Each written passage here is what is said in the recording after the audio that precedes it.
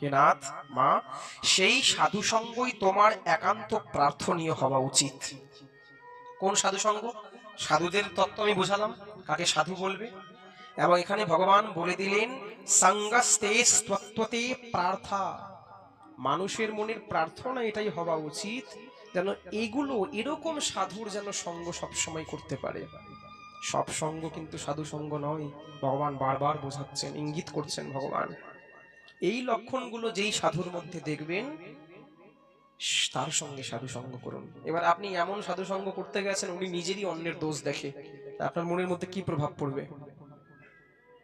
যে বাঁচা কুচু যা ভক্তি থাকবে সেটাও বিলীন হয়ে যাবে।